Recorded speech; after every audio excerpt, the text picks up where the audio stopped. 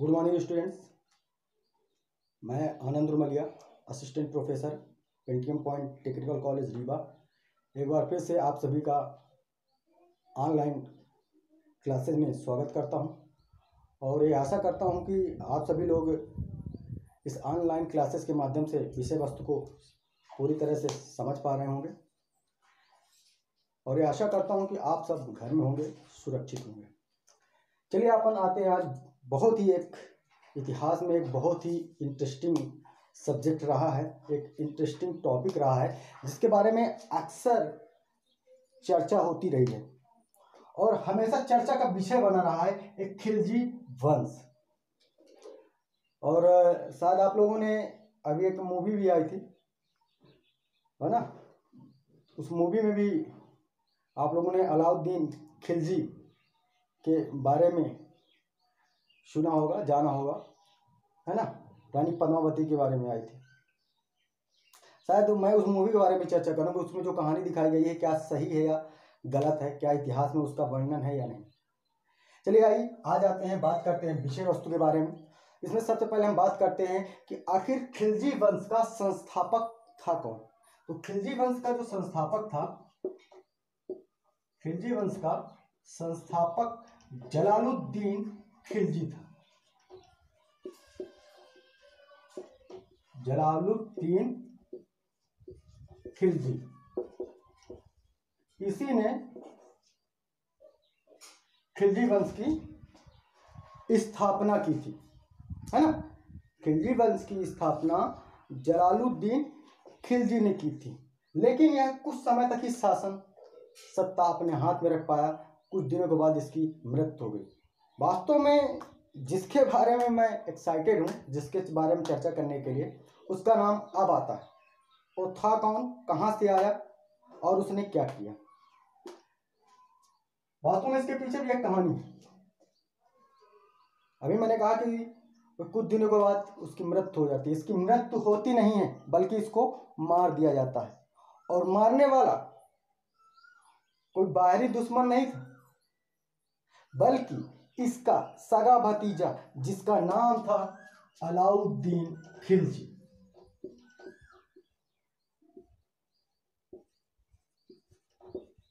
अलाउद्दीन खिलजी ने शासन सत्ता के लोभ में अपने चाचा जलालुद्दीन खिलजी की हत्या करके दिल्ली की गद्दी में आसीन हो जाता है।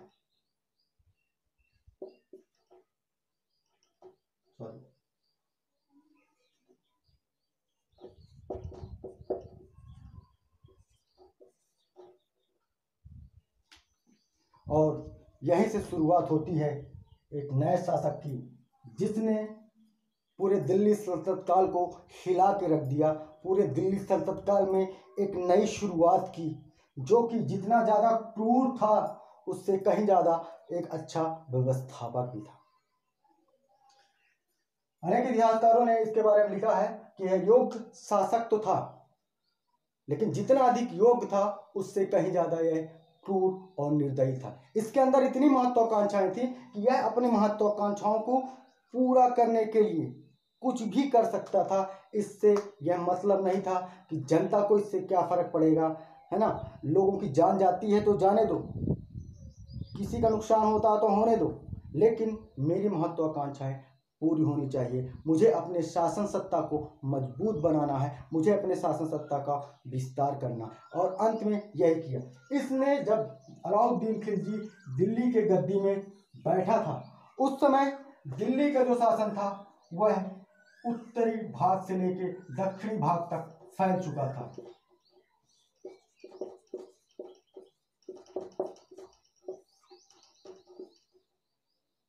उत्तरी भाग और दक्षिणी भाग।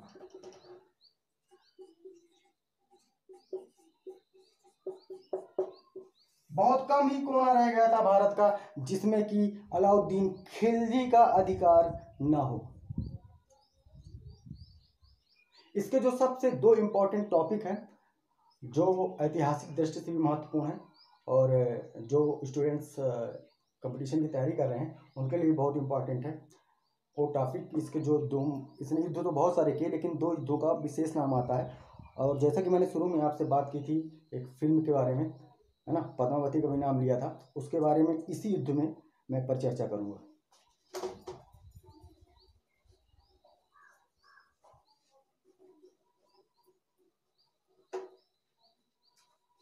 अलाउद्दीन खिलजी के प्रमुख युद्ध।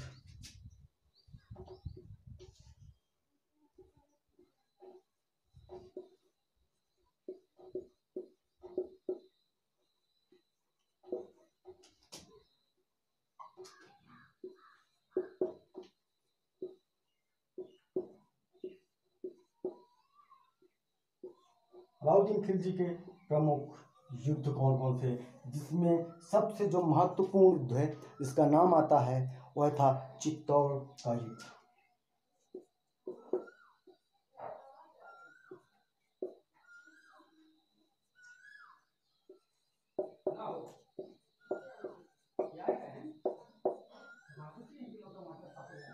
चित्तौड़ का आक्रमण 1103 में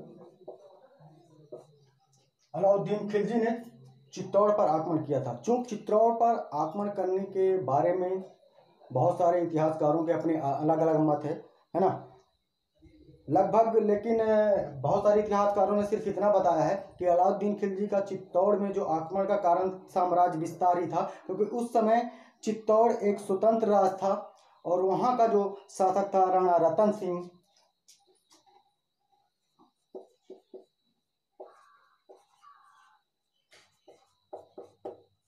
बड़ा ही वीर योग्य शासक था और उसने अलाउद्दीन की गुलामी स्वीकार करने से मना कर दिया था।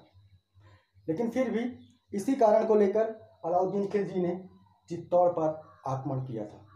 लेकिन जैसा कि मैं शुरू में बात किया था आपसे उस फिल्म के बारे में, है ना, जिसमें रानी पद्मावती का नाम आता है, उसमें जो दिखाया गया है कि चित्तौड़ पर आक्रमण करने का कारण उसका साम्राज्य विस्तार नहीं बल्कि रानी पद्मावती को प्राप्त करना था।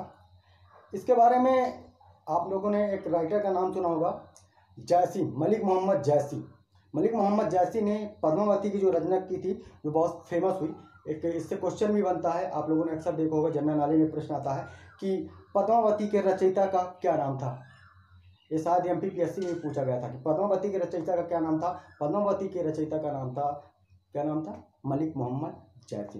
तो पद्मावती में मलिक मोहम्मद जैसी ने वर्णन किया है कि जब अलाउद्दीन खिलजी को ये पता चला कि चित्तौड़गढ़ की जो राजकुमारी है जिसका नाम पद्मावती है वो अत्यंत ही खूबसूरत है, तो इसके दिमाग में, अलाउद्दीन खिलजी के मन में यह आया कि मैं तो सबसे शक्तिशाली शासक तो मैं हूं और मैंने पूरे साम्राज्य को विजित कर लिया है, तो वो सुंदर रानी मेरे पास होनी चाहिए। और इसी को लेकर उसने चित्तौड़गढ़ में अटैक किया और राणा रतन सिंह की धोखे से हत्या कर दी थी। और इसके पश्चात जो वहाँ की राजकुमारी थी रानी पद्मावती, उसने जौहर कर लिया था। आप लोगों को पता है जौहर क्या होता है? जौहर अक्सर आया करता है, लोग पूछते हैं कि जौहर क्या है। जौहर का मतलब क्या होता है? बहुत सारे लोग कहते हैं मैं जौहर कर लूंगा। जौहर उस टाइम पीरियड में रानी या जो राजमहल हुआ करते थे, जो राजपथ हुआ करते थे, वहाँ पर चलने वाली एक परंपरा थी। जब एक्चुअली में राजा की युद्ध में हत्या हो जाती थी तो वहाँ की जो रानियाँ होती थी वह अपने आबरू की रक्षा के लिए अपने आप को आग में झोंक देती थी और अपनी हत्या कर लेती थी, तो उसे ही जौहर कहा जाता था।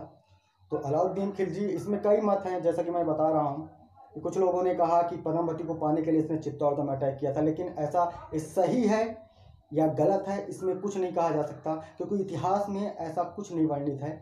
सिर्फ पद्मावती जो मलिक मोहम्मद जैसी ने लिखा है उसमें इसका जिक्र किया गया है कि अलाउद्दीन खिलजी ने पद्मावती की सुंदरता की ओर आकर्षित होकर चित्तौड़गढ़ में आक्रमण किया था, लेकिन ऐसा कुछ नहीं था। साम्राज्य विस्तार को ही लेकर उसने अटैक किया था, है ना, चित्तौड़गढ़ में। तो मैं बात करूं एक्चुअली में जब उसने चित्तौड़ पर अटैक किया था तो वहाँ के जो राजा थे राणा रतन सिंह ने काफ़ी वीरता साहस का परिचय दिया, है ना, जिससे चित्तौड़ जो अलाउद्दीन खिलजी था उसको वो और अधिक परेशान होगा। उसको लगा कि यार कि ऐसा तो नहीं होगा कि मैं पराजित हो जाऊंगा, इसलिए उसने क्या किया, उसने कूटनीति अपनाई और राजा से कहा कि हम आपसे मित्रता करना चाहते हैं, आप हमारी कुछ शर्तें मान लीजिए तो हमें युद्ध नहीं करना। और सबसे बड़ा कारण रहा अपने देश में जो पराजय का वो रहा कि हमारे देश के जो राजा थे वो बहुत जल्दी भावुक हो जाया करते थे, है ना, और अपने यहाँ एक परंपरा रही है अति देवो भव। तो राणा रतन सिंह जी को लगा कि यार अतीत है ना, आया है अपने एरिया में, आया अपने क्षेत्र में, आया अपने से बात करना चाहता है तो बात कर लेनी चाहिए। तो जैसे ही राणा रतन सिंह महल से बाहर आते हैं तो अलाउद्दीन खिलजी क्या करता है कि धोखे से राणा रतन सिंह को कैद कर लेता है ना, राणा रतन सिंह जी को कैद कर लेता है और फिर उनकी हत्या कर देता है। इसमें भी दो बातें हैं। कुछ लोगों ने कहा, कुछ इतिहासकारों ने कहा कि जब राणा, वही पद्मावती में लिखा है कि जब राणा रतन सिंह को वो कैद कर लेता है तो रानी के सामने, रानी के समक्ष एक प्रतिवेदन भेजता है और उनसे कहता है कि यदि रानी जो है पद्मावती हमारे शर्तों को मान लेती है तो मैं राणा रतन सिंह को छोड़ दूंगा। तो रानी जो होती है पद्मावती, उसने भी एक कूटनीतिक चाल चली। उसने कहा कि मैं पालकी में के माध्यम से, है ना, आपके यहाँ आऊंगी। और उस क्या करती है कि उस पालकी में जो वीर, उस समय के जो वीर योद्धा होते थे उनको बैठा देती है। पालकी कोई देखता तो नहीं था और 40 की टुकड़ी में वह वीरों को भेज देती है। कहाँ?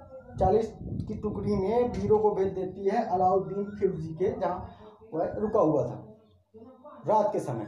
और वही 40 की टुकड़ी में जो वीर थे अचानक अटैक कर देते हैं और राणा रतन सिंह को छुड़ा के लाते हैं। और कहा जाता है कि इससे अलाउद्दीन खिलजी को बहुत आघात पहुंचा। वो इतना अत्यधिक क्रोधित हो गया कि फिर उसने चित्तौड़ में इतना भयंकर आक्रमण किया कि वहां पर उसने किसी को नहीं छोड़ा, चाहे औरत हो, बच्चे हो, बूढ़े हो, जवान हो, सबकी निर्दयता से हत्या कर दी। बहुत सारे इससे प्रश्न आते हैं, जैसे कि उसने कब आक्रमण किया था, अलाउद्दीन खिलजी ने चित्तौड़ में कब आक्रमण किया था? 1303 ईस्वी में किया था, है ना। वहाँ का राजा कौन था? राणा रतन सिंह जी थे।